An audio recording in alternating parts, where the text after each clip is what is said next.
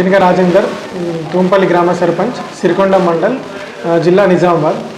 మేము కొత్తగా ఎన్నుకోబడిన సర్పంచ్లు. నీటి కుండీలు ఉండే మన దగ్గర వాడకంలో లేకుండే, గ్రామంలో నీటి కుండలు ప్రతిదీ కూడా గుర్తించి నీటి కుండీలను టైల్స్ వేసి వాడకంలోకి తీసుకోవడం జరిగింది.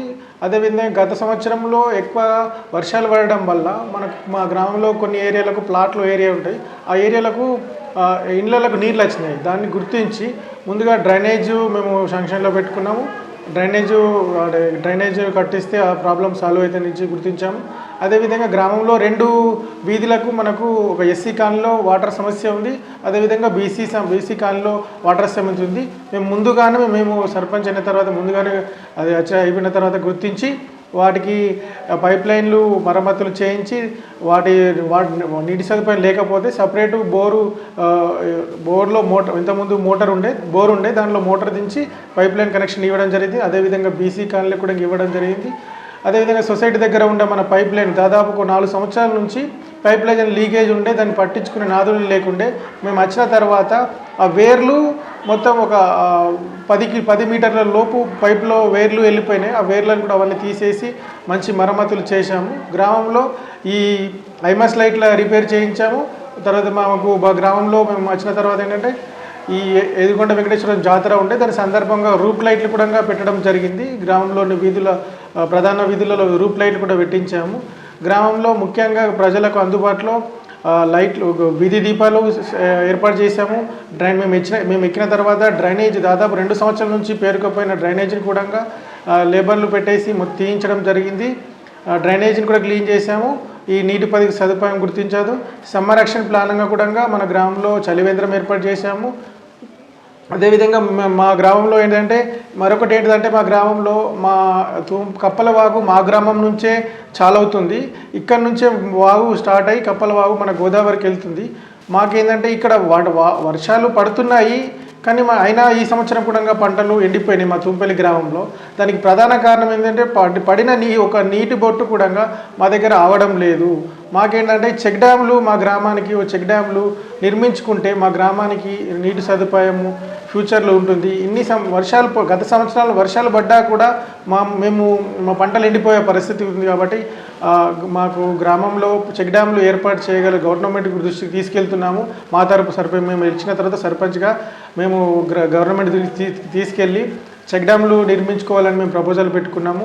అదేవిధంగా మాకు ఇక్కడ మార్కెట్ బుధవారం మార్కెట్ కూడా ఉంటుంది ఇక్కడ. దానిలో భాగంగా ఎంపీ గారికి కూడా మేము విన్నవించాలనుకుంటున్నాము. మాకు ఒకటి షెడ్డు కోసము సమీకృత వ్యవసాయ మార్కెట్, దాని గురించి కూడా మేము ఎంపీ గారికి త్వరలోనే వెళ్తాము నివేదిక ఇవ్వడానికి. అదేవిధంగా మా గ్రామంలో మ్యాక్సిమం అందరూ యువకులే ఉన్నారు. మా వార్డు మెంబర్లు కూడా యువకులే, మేము అందరం యువకులమే ఉన్నాము. మేము అందరి సహకారంతో, ప్రజల సహకారం తీసుకొని మా గ్రామాన్ని ఆదర్శవంతంగా తీర్చిదిద్దులో ప్రజలు మాకు సహకరించి, మేము ప్రజలకు సహకరించి మా గ్రామాన్ని అందరం డెవలప్ చేసుకుంటాం. జై హింద్, జై భారత్. అన్న, మీ గ్రామానికి ఇంతవరకు ఇందిరమ్మ ఇల్లు ఎన్ని వచ్చినాయి, ఎన్ని పూర్తయినాయి?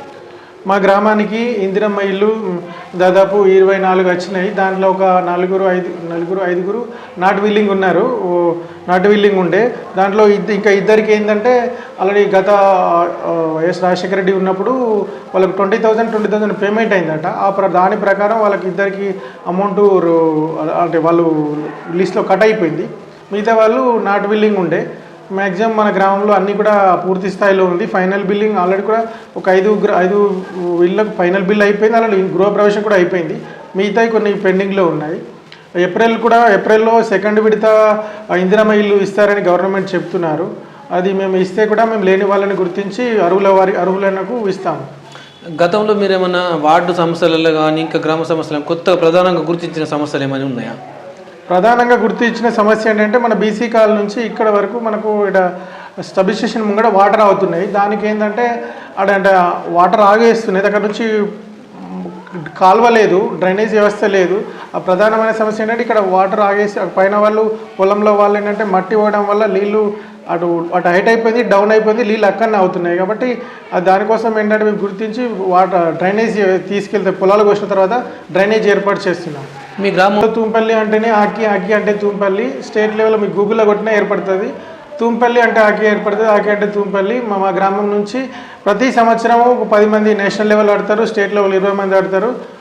మా మా దాదాపు 100 మంది మా దగ్గర నేషనల్ ఆడినోళ్ళు ఉన్నారు హాకీలో.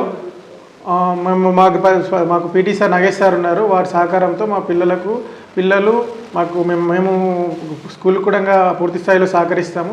పిల్లలు కూడా పొద్దున మార్నింగ్ 6 o'clockకే వెళ్ళేసి ప్రాక్టీస్ చేస్తారు. అదేవిధంగా స్కూల్కి వెళ్ళేటప్పుడు ప్రతిసారి బ్యాగుతో పాటు హాకీ స్టిక్ కూడా తీసుకొని వెళ్తారు. ప్రతిరోజు హాకీ స్టిక్ లేని వాళ్ళు స్కూల్లోకి వెళ్ళారు. మిమ్మల్ని గెలిపించిన ప్రజలకు, యువతకు మీరు ఏం చెప్పాలనుకుంటున్నారు? నేను మ్యాక్సిమం ఈ ఎలక్షన్లు నా ఉద్దేశం ఒకటే ఉండే, యువత రాజకీయాల్లోకి రావాలనే ఉద్దేశం ఉంటుండే. దానిలో భాగంగా మేము ప్రధానంగా అదే తీసుకెళ్ళినాము. ఒక రాజకీయంలోకి రావాలంటే తాతలు తండ్రులు వారసత్వంగా రాజకీయాలు జరుగుతున్నాయి. ఒక బీసీ బిడ్డగా నేను ఏంటంటే ఒక యువకులు రాజకీయాలు రావాలి, అయితేనే మనం డెవలప్ అవుతాం. చదువుకున్న నేను కూడా ఎంఎస్సీ చదివాను, అవుట్సోర్సింగ్లో జాబ్ చేశాను. కానీ ఏంటంటే ఒక రాజకీయంలో నాకు ఎప్పటి నుంచో ఒకటి ఉండే, రాజకీయంలోకి రావాలి, చేయాలి, ప్రజలకు సేవ చేయాలి అనే ఉద్దేశం ఉండే. దానిలో ప్రజలు నన్ను గెలిపించారు. కంపల్సరీ వాళ్ళ నమ్మకాన్ని నేను వమ్ము చేయకుండా అభివృద్ధి సాధిస్తాను. నేను చెప్పేది ఏంటంటే యువకులకు ఏంటంటే ఒక లక్ష్యాన్ని పెట్టుకొని మీరు చదవడం చేస్తే దానికి లక్ష్యాన్ని పెట్టుకొని చదివితే మనం ఉన్నత శిఖరాలు చేరుకోగలుగుతాము. మనకేంటంటే చదివే మనకు జ్ఞానాన్ని ఇచ్చేస్తుంది. చదువు నిర్లక్ష్యం చేయకుండా మా గ్రామం నుంచి కూడా మాకు హాకీ హాకీ స్పోర్ట్స్ వచ్చిన తర్వాత మా గ్రామం నుంచి ఆర్మీలో ఉద్యోగాలు పొందారు, నేవీలో ఉన్నారు. కాబట్టి స్పోర్ట్స్ కోటాలో మాకు మంచిగా జాబ్ కూడా రావడం జరిగింది. స్పోర్ట్స్ కోటా కింద గత ఇయర్ కూడా మనకు 888లో 2 సీట్లు వచ్చినాయి మన విలేజ్ నుంచి. కాబట్టి మేము అన్ని విద్యాపరంగా కానీ స్పోర్ట్స్ పరంగా కానీ మా గ్రామం ముందు ఉంది. మీ గ్రామానికి రవాణా సౌకర్యం ఏ రకంగా ఉన్నది? మాకు కామారెడ్డి అనేది 30 కిలోమీటర్ వస్తుంది, నిజామాబాద్ 60 కిలోమీటర్. అది నిజామాబాద్ నుంచి మనకు ప్రతిరోజు సర్వీస్ ఉంటుంది. కామారెడ్డి నుంచి కూడా ఎప్పుడు 2 బస్సులు ఉంటాయి, నిజామాబాద్ నుంచి కూడా 2 బస్సులు ఉంటాయి. మీ స్థానిక ఎమ్మెల్యే గారికి ఏం చెప్పాలనుకుంటున్నారు? స్థానిక ఎమ్మెల్యే గారికి ఏం చెప్పామంటే ఎమ్మెల్యే గారు చెప్పారు, మొన్న స్టేజ్ల పైన చెప్తున్నారు, మేము అందరినీ బీజేపీ కానీ పార్టీ పరంగా చూడము, అందరికీ సమానమైన ఇస్తామని చెప్తున్నారు. ఈరోజు మాకు సీసీ రోడ్లు కానీ ఏది కానీ మాకు ఇంతవరకు వేరే గ్రామాలలో చాలు చేసుకున్నారు. ఇది మేము బీజేపీ సర్పంచ్గా మాకు ఇవరకు ప్రొసీడింగ్ కూడా ఇవ్వలేరు. మీరు చెప్పడమేమో అందరికీ సమానంగా ఇస్తున్నామని చెప్తున్నారు, కానీ మాకు ఇక్కడ ఇంతవరకు పక్క గ్రామంలో చాలు చేసుకున్నారు, మా గ్రామంలో ఇంతవరకు చాలు కాలేదు. దాని గురించి అంటే మాటలే కాదు, చేతల్లో కూడా అందరినీ సమానంగా చూడాలని నా రిక్వెస్ట్. మీ గ్రామంలో వీధి దీపాలు కానీ ఇప్పుడు అది కాకుండా స్తంభాలు కానీ ఏమన్నా అవసరం పడుతున్నాయా? ఇంకా మా గ్రామంలో ఏంటంటే లో వోల్టేజ్ సమస్య ఉంది. దానికో ఏఈ గారికి మేము అప్లికేషన్ ఇచ్చాము. అప్లికేషన్ ఇస్తే వాళ్ళు ఆల్రెడీ మాకు ఇప్పుడు 25 అనేది రెండు గుడ్లు ఇస్తారని చెప్పడం జరిగింది. ఆ సమస్య లో వోల్టేజ్ సమస్య కూడా తీరిపోతుంది.